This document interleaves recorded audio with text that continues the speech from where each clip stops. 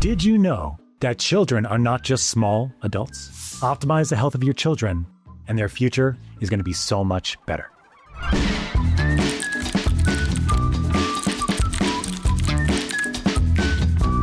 Welcome back to another episode of Don't Look Up, where we ask you to look up. We go through cutting-edge science, topics you don't hear about in other places, all through a health optimizations lens. If you like this video, please like, subscribe, comment below. We actually love all your comments. We read them all. Today, I have in the studio my good friend and colleague, Jodi Duval. How are you, Jodi? I am well, having lots of fun. All the way from Perth, Australia, to hang out with me. Yes. I'm so grateful. You and I, Jodi, are the only two people on our nonprofits team, Health Optimization Medicine and Practice, that have children. And children change your life dramatically. Dramatically. Talk to me about your family life a little bit, Jodi, and let's go through how you think about health optimization in children. And then, of course, I'm happy to add as well. Yeah, it's a big topic. It's big. So that's a big question, Scotty. I know. Well, I don't like to go small, you know? Yeah, absolutely. Children are obviously subsequent of their parents' habits. And so we model so much for them. And I speak about this a lot on social media to my clients. So not only are we the modelers, but we learn so much from our children in movement patterns, in health, in perspectives, in making the small things really matter and bringing presence back to what we are doing right now. As desperately busy as we all are, there is these little moments in your day that you are made to be present. And I'm forever grateful for that, for my children. So the journey into having children, you know, obviously paternity and also I call it matronescence, is the journey into motherhood. I really love talking about that because that journey then sets you up for what is to come. And it's a pretty sharp turn. Yeah, sleepless nights, and you realize that if you don't optimize your health also before that happens, then oops, we've got a bit of learning to do. So yeah, children, I have a lot in my practice. I see pediatric clients a lot. Basics with children, and what I love is that they're so plastic, they're so malleable. Yes. And so they are actually some of my easiest clients. If you get it right, they get it. If you speak to them in terms that they understand, it's so easy for them to learn new habits. And if they think it's fun and it's a game, then even better. I love that. I think one of the first things that I learned about being a parent, and I love that you said right off the bat that children are modeling your behavior. I mean, this is a classic saying, right? It's not what you say, it's what you do. And that's what your kids will do. Yep. No matter what you say, if you don't align with that in the work that you do, parenting that you do with them, not going to happen. And what I also remember, I mean, now my kids, my youngest is 8. I have 4, as you know. I have currently 8, 10, 13, and 14. When they're super young, they are very malleable, as you said. So the ego, like our construct of who we are, my name, where I live, my birth date, this doesn't really solidify until around 4 or 5 years old, maybe a little bit older than that, depending on the kid. But before that, they're just this, you know, in the next stage, they're still pretty malleable. But that early stages, those like 0 to 4, we know that your personalities mostly solidify by the time you're like around 7 or 8 years of age. And so, I mean, honestly, most of my parenting is done. Like whatever is done now is done. I mean, of course, all kids probably will need therapy, and they'll probably need therapy because of me and my wife, you know, and that's okay. But hopefully they don't need a lot of therapy. That's the goal.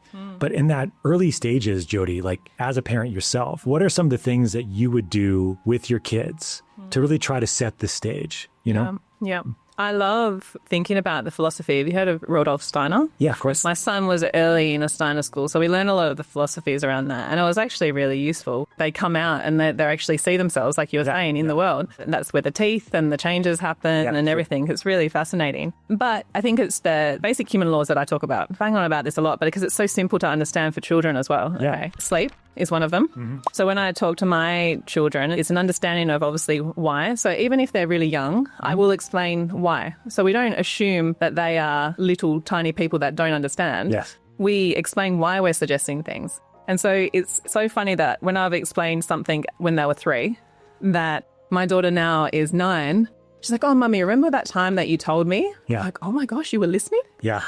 Wow. And so my kids, their routines are good and they understand why they do them. You know, we'll talk about poo all the time. We'll talk about sleep routines and hygiene. We'll talk about why you read with a red light, why we don't have bright lights on in the house, you know, why you shouldn't eat too close to bed. the right types of food for your body, how we prepare our food. Don't overcook it. Don't cook it with the wrong things. But it's all fun. So it's all learning. And so the basic habit, movement. In the morning, my daughter will always just randomly show up and join me for my morning exercises that I have beautiful. In the grass. Yeah. And we're looking at the sun and we're stretching. I then naturally gravitating towards the things and to be spending time with you. And if they're the things that are making you better and optimize, then they're just naturally going to be learning those processes. Drinking water.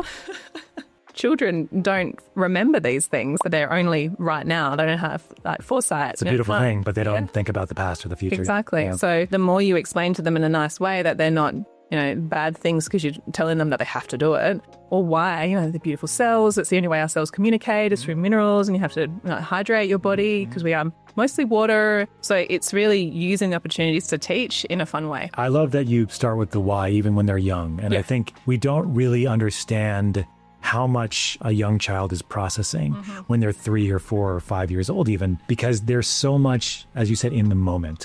They don't have the construct of anxiety about the future or depression about the past. Typically, hopefully, right? And most kids don't. And then as a result of that, we just see them in the moment. And it's a beautiful thing to reflect as a parent, right? Because as adults, we're so focused on our to-do lists or our parenting responsibility, whatever it might be. And we don't remember to stay in that moment oftentimes. So kids can bring you back there, right? And I think, as you said, it's a bi-directional kind of thing where absolutely. The first thing I remember about being a parent actually was the loss of control. Because I had a daughter, my first daughter, that didn't stop crying until she was 4 months old. And you feel powerless. You feel like you thought you had so much control of your life, right? But once you get to a point, which, I had no choice, realizing you don't have control of something, it becomes this extreme release for you. Like, wow, how much of life do I really have control over? Yeah. And you realize you don't have a control over a lot of things, right? And so it's actually set me up as a parent, as a human, to understand the path was much different than I thought it was going to be, right? And for me, I thought it was going to be a path where I was able to do whatever I wanted, as long as I worked hard to do it. And I was going to be able to just force myself to do things. But over time, I realized that just wasn't the way it worked, right? You had to really follow your intuition. You had to shift. You had to be malleable. And that's not something that I was before I had children, excuse me. And so having the children was a big shift for me in that capacity. And I think, especially when they were younger, we would do routines. I had no idea if they were listening to me. But now, like you said, I have kids that are much older than they were then, and they talk about the things that we did when we were younger. And one of the things that I love to do with my kids when they were younger is just affirmations, just positive things about various kinds of ideas, right? So what do you have control over, right? If you can't control it, you can't stress about it, right? And so we talked about these things, and they were too young to understand them when I first started. They remember them. Exactly. And it becomes part of their constitution, It's their belief systems that we are really building for them. And we know that our belief systems come from when we're in utero. Yeah. It's a huge component. And my daughter latched on to the other day. I created, when I was pregnant, I had a water birth with my daughter. I had we created a song for her. And so I sing to her when she was in my belly. Wow, nice. And so I recorded it. And the other day I was like, I hadn't shown this to her. And she's 9 now. I haven't actually brought it out. So I played it for her and she's like, Mummy, that is such a beautiful song. I think I remember that song, Mummy. So it's just these beautiful things that we do, and rituals. You have these little rituals that just appear over time that you really hold dear to family and to health. And I think being in this field of health means that we have so much more opportunity to teach our children, and they are just a step ahead already. And so that my passion now, I've just done my thesis on dyadic eating behaviors and parental, impact on that. Right. And so we have so much movement and change opportunity as parents with younger children to then have that power play time of then being able to shift them into a different perspective when they're older. And I hold that so dear to my heart now. I mean, they're just like sponges, right? They're so young and they're so able to retain and understand so much more information than we realize. Yeah. And it's this reflection on what we used to be as children too. And I think, as you were mentioning earlier, it's like you get into this place where you have to be present because they are so present with you. Yeah. So I remember I was doing a podcast I was recording 4 or 5 years ago, and my son barges in. He's like, Daddy, I had such a great day. I want to tell you all about it. And I was like, sweetheart, I really want to hear about this, but not right now, you feel like you drop into that, you know? But one of the things I see a lot in kids now, and one's interesting in your perspective, is anxiety, tons of anxiety. Like, what do you think is the impetus of this? Do you think this is society? It's the parents? It's probably a combination of things. And when you're thinking about addressing anxiety in children, how do you think about it differently than you would in an adult, for example? Funny you say that, because anxiety and insomnia, the two major components that why parents will bring their children in. Yep. And so it's really, you have to unpack a lot. Yeah. Because generally, and I love the philosophy of kinesiologists actually in this regard, is that they won't work on the child until they've worked on the parents. Yes. Yeah. So, I need both parents in there. Children are coming from a lot more split families as well. Yes. So it's having both parents in there on board with it. And I've had some very awkward conversations over the years. But what I see as a commonality is that children are pushed into stress, and because parents are stressed, they feel that that's a normal physiological state to be in constantly. Sure. So they're modelling these behaviours off their parents. So it's teaching safety again in them. Yeah, and a lot of these anxiety issues come from the way we are schooling, the way, children. I had a client who had their son who was 5 have an Apple smartwatch. Wow. So he's educating about what is necessary, what is not, right. The screen times, the pads, the EMFs. Now my son automatically, he has a phone, I don't like it, but he's 13 and so he needs it to get to and from school. Sure. But I've drilled so much into him that every time he's on his phone, he'll check his phone and then turn it off on airplane again. So he'll never have it on at all. So it's so easy to build these habits because they are so malleable. Right, they're so young. Yeah. Yeah. It's harder to take a 35-year-old that's addicted to his phone and have him do airplane mode every time he turns it. Exactly. Yes, I get that. Yeah. But I think it's a responsibility of parents. Like, we are the ones to then set those boundaries for our children. I think as a parent, it's the hardest job, is that guilt and having to have the boundaries. And so for me, I'm having to constantly remind and obviously be the bad guy and be the one to be saying that that's not good for you. And I know it and you don't like it. And then there's fights and there's, resistance, and there's so many things that come up from that. And you feel awful, and there's sometimes where you have to be the bad person. And mum guilt, dad guilt is real. And it's constant, like we're having it now. I'm away from my children. I'm guilty, but also I'm not here. I'm also guilty because I feel like I want to be here. I totally understand. It's always a two-way street. Yeah, and I wanted to talk to you about that, Jodi, because it's a good segue, because being a mom is not easy, and there's so much put on you in society for that reason. I mean, you talked to a lot of moms about this too. As I was telling you earlier before we started recording, like dads, we are the sperm donor. And then we're all, from a societal perspective, we're supposed to just show up. Yeah. Which I don't know what that means. I don't know. But I remember when I was in California, there was billboards that were for men, dads, just to show up. Yeah. And women are supposed to do everything else, And so how do you navigate that as a parent, as a spouse, as an entrepreneur? You have your own business. What's the psychology of that for you? Women, I think we are naturally we are blessed if we take time for ourselves. So I'll say that. So we do have the capacity to multitask better. I think that's why we take on those roles. However, again, this evolutionary perspective of how we have evolved from different roles, and now women are full-time workers. We value and we want a passion and we want our own way forward, and we want to feel like we are worthy of this, or have something to give back to the world. But we are also the ones who, have to make the children or have to grow the children. Yes. And then we obviously have that intuition, that motherly intuition that fathers do. And I must say, my husband's great, but as mums, the dads are the fun ones. So the mums are generally the ones that are like, no. Yes, that's true. They like the bad cop type. Yeah. Yeah. Nurturers in the beginning, and then they get to sort of 7, 8, 9, then the dads come in and they're like, hey guys, I'm the fun one. Yes, that's true. So then the mums can relax a little bit more. It's a constant juggle, I must say. Like, it's exhausting, and you'll be on the couch and you're sick and everyone else is sick in the family. Yeah. And you have to get up. And you just have to move on. And so you end up doing things that you never would have been able to before. Yeah. But it's resiliency building. And so for me, I think it's character strengthening, it's resiliency building, but you have to know that balance. So I also don't want to teach my children that I can be overstepped and I'm going to push myself to a point of breakdown and that's not okay as well. Yeah, you said something really interesting there. I think it's important to maybe just say again, is that you take your own time as well. Yeah. How do you typically do that? So, I love massages. I do go to bathhouses and do my saunas, and I do have, my hyperbaric in my clinic as well. So I lock myself in there. No one can get to me. You go to EDM shows sometimes. Yes. So I love dancing, Yes. having fun. Like I am a joyful, positive person, which helps. But I'm very vocal in these circumstances, and I talk to clients all day long. But I need time, and when I get home, I generally don't talk much. I'm like, whoop. Yeah. So I seclude myself a little bit more. My wife says something very similar about me because I'm talking all day, and then she wants to go out with couples and friends. Like, okay, I can do this. Yeah. Because it's hard because like you're in a frame and talking a certain way, and then you have to shift that, and you're already sort of drained from the day. Yeah. So it could be super hard to actually transition like that, and I can understand why you're more quiet at home. Yeah. Yeah. I think we give a lot. A lot, right? Yeah.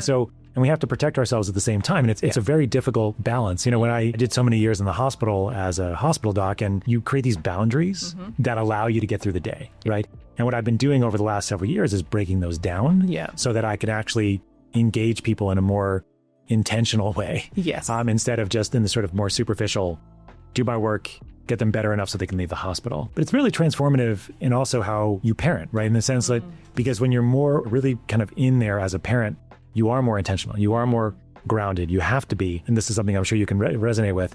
You realize that any reaction you have has nothing to do with them. It has everything to do with your own base of how we're feeling, how you're feeling, right? Yeah. So if one of my kids says, even yells at me, like, do I have to yell back at them? Unless it's danger or, something that's going to be dire in some way, there's no reason for me to yell. No. And if I do yell, it's not on them. It's on me. So constant self-reflection is done.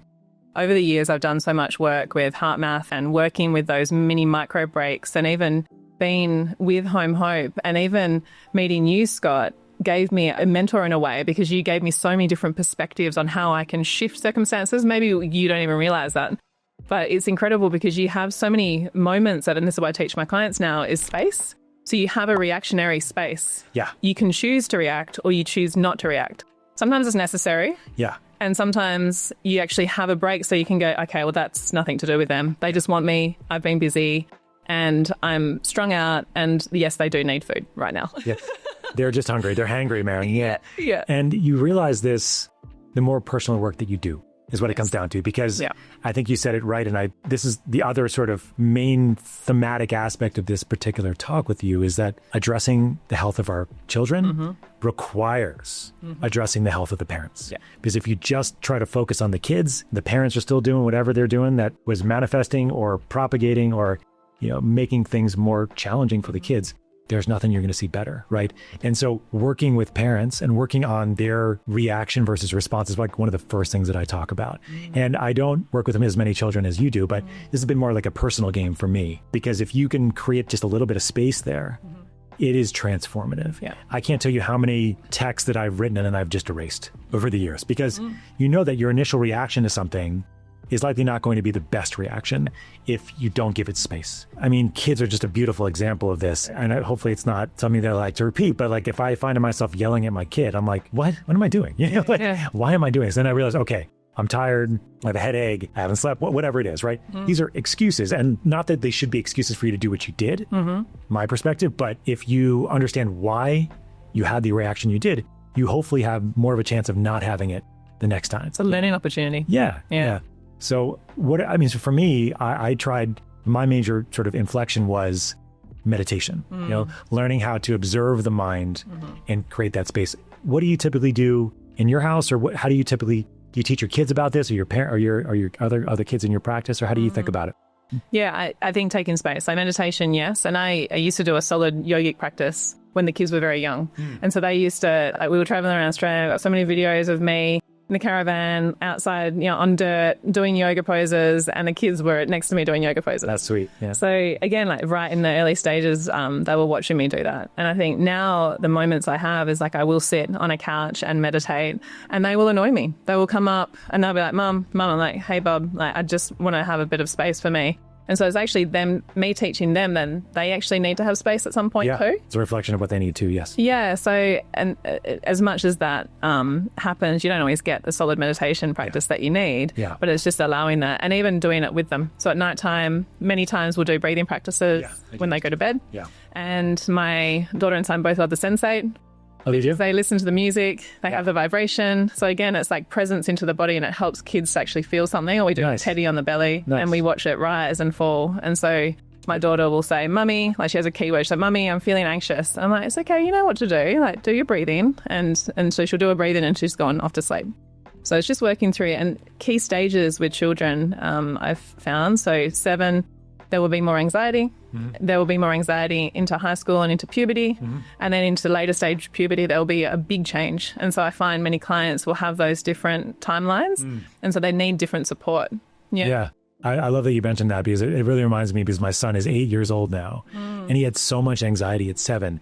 And I could tell why. He didn't know what was real and what was imaginary. Yeah. And so he just couldn't make the connection or the integration of real and fantasy. Yeah. And so he was having a really hard time with that transition. And he would get really scared and he'd think about all these sort of magical things that would happen. And I'd have these conversations with him. I'm like, well, let's imagine together. And we imagine, funny things, imagine, a little bit of scary things. I'm like, your mind can do crazy things. Yeah. Welcome to being 8, or 7 or 8 at the time, where your ego is starting to become more solidified. And as soon as I started having these conversations with him, it took like a week, and then after a week, we would talk about hamburgers eating French fries. That was his favorite. Like that was a favorite one to realize that, oh, my brain can think anything, can't it? Yeah. And that's what I was going to mention too, is like tools that you can use as a parent. And because we lose our creativity. And this is what I see this with clients too, is that there is always this bidirectional. So my children have taught me so much more, I think, than I could teach them. 100%, yeah. And I say that for my clients too. My clients have taught me way more than I think I could have actually taught them. So with kids, that they can help us bring our creativity and imagination back. And it's so sad that we lose that. But I tell stories to my children. They'll always ask that, Mom, can you write it down? Because I always forget what stories I told. Oh, you did this story about this time that there was like a monkey on a skateboard. And I'm like, oh, yeah, I don't remember that one, but I'll create a new one. That's fine. Yeah, my daughter always likes to remind me of this one story I told her. Like, it was a beautiful story about these butterflies. And she was maybe 10 at the time. So I was like, and in the end, all the butterflies died. And she's like, Dad, morbid. Why? And I thought it was the funniest thing ever. I don't know why, but it was memorable, right? I didn't do it in a way that was like gory or anything like that. It was more like, because that's what butterflies do. They die, right? Like just like all animals and all life. And it's just my idea was the sort of impermanence of things. And that was the goal of the story. After I realized I was, I didn't know my goal when I first started telling it. I was just you just roll with it, and that's the imagination. Yeah, exactly. And so it was fun because all my kids love stories like that when they were younger. And they always want me to repeat whatever story like you, and I can never remember what I said the last time. So, but I think that as parents, we are in this unique position to grow, to help usher the growth of amazing humans. If we truly choose to do that. But to do that, it starts with you, right? Yeah. And that, I think, is the key, is that clinicians, doctors, practitioners, we have so much opportunity to shift. And you hear these stories all the time. Dad went to see someone and now he's so much calmer and can have less reactions. And can actually listen and spend time with and not be so agitated around, the children. And so you hear about these in the clients, even if you're not seeing their children, you see the ripple effect across the whole family. And that, for me, is like job done. I love it. I just a question for you as I think about it. So we have our nonprofit, Health Optimization Medicine in Practice. How do you have any stories of using that framework with adults and then seeing the benefits in the kids as well as a result of optimizing the health of the adults as well? I have a family that I treated all of them. Okay. And I think that's a nice story. Yeah. Because I've been supporting them now for 2.5 years, I think. And they did the full health optimization for their whole family. Sweet. Yeah. So they have 4 children, 2 adults. And it was incredible to have, it's obviously, it's a lucky opportunity as well, because not everyone gets that opportunity to do that for their children. For sure. They are all doing it. And so what is incredible is that if they are all on board, then it happens so much easier. And if there is a disconnect, because sometimes mum comes in and she wants to help herself and then dad doesn't want a bar of it. And the kids are like, oh, what's this weird food? So if they all can be a part of it, like this family, so the kids are helping to do the lunches in the morning. Mum's on board with all the food and health optimization protocols. They've got a hyperbaric, and so they're all hopping in that when they need to. And so they're all taking their pills, and the younger son is sending me the list of the things that need to be done. And he's 9. That's awesome. He's telling me the list of what needs to be refilled on the medicines, and he's sitting there being the medicine man. Yeah. So it really does help to have the family unit on board. Yeah. And you don't all have to have the same goals, but it does really make a difference. And so in my practice, it's mainly by referral. Right. And generally I'll have a family discount now, because I start with mum. Yeah, sure. Mum's like, I'll go, yeah. Dad needs coming. Okay, and now the kids are ready. And so they're all there. That's been common for me. I've got referrals from the mom, then the dad, and then the family. Sometimes it's like the daughter, then I get the mom, then the dad. And it's very interesting how that works, right? Because I completely agree with you that if you just have one person in the family that's doing the work, it's very difficult for that person because especially if they're not being supported. Yeah. But the reflection is just so interesting, right? Because once somebody starts feeling better. Yep. So if you're feeling crappy all day, you have gut issues, your brain is just not doing what it wants to do. You're fatigued, you have headaches. You're not going to be able to show up as a parent, we all have had these experiences. I have, of course, where I'm in pain or I'm fatigued or whatever. And you feel the difference when you're with your kids, and so nobody's going to be perfect. Okay. We're all going to have reactions, and that's okay. I want to make sure people understand that. It's not about perfection. It's not about perfection at all. I stream a lot. Still, you can never be perfect at these things. We are humans. We're humans, exactly. And so the key, I think, for those who are listening is that our kids' health is a reflection of our own, right? But it doesn't have to be perfect. You just do the best you can. My kids still have pizza and ice cream more than I'd like, let's be honest. But I don't want them to have stress around eating pizza and ice cream, because then it becomes its own issue, as you know. And I think it's just teaching them a balance. I always use the 80-20, although it's not completely correct. But, we want to have the good times, and we want to make sure that we're looking after our body the other times. And if we're going to eat those on those times, then enjoy it. Don't feel guilty for it. But you know why you shouldn't be having that all the time. Right. But you don't have to feel guilty for it at the time. Yeah, there's a funny Sesame Street episode from way back, and it's Christmas every day. Yeah.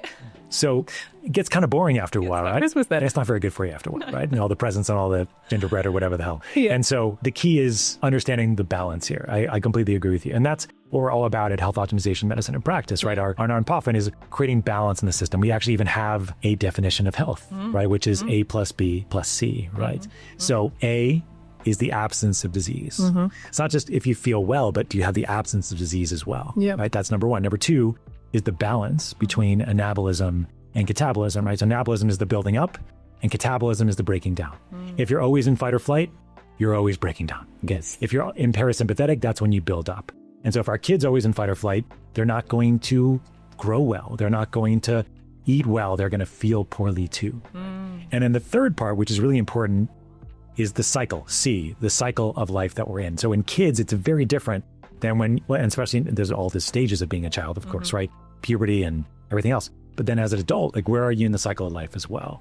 So when I think about health in children, I always think about this definition in my back of my mind. Yeah. And I think that understanding where they are in their cycle, but knowing also that it's a reflection of their parents' cycle as well. Yeah, that cycling is important for the parents to know. Yeah. And that's what I also find myself educating quite a lot. Parents are like, oh, they're agitated, they're frustrated, they're a toddler. I'm like, that's normal. Yeah.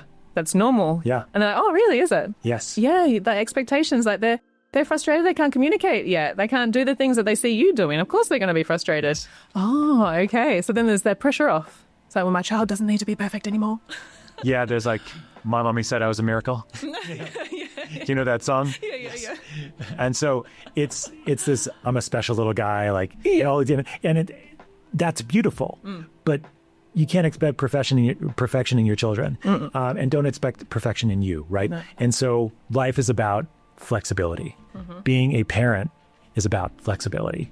And we want to have metabolic flexibility too, which means that our bodies can balance between ketosis or going into glucose burning as well, and having these moments. So it's the funny thing about all of this is just a reflection on health in general. It is. Yeah, it really is. And children just show it a lot more obvious. They're so much more obvious. Yeah. Because there's so much less psychology that's built in. Yeah. We have all these stories and patterns and history and experiences, and it just basically makes... Tell it how it is. It just messes us up. Anyway, so Jodi, this has been great. Pleasure. And this has been fun because you have 2 kids, I have 4, and we've been through a lot.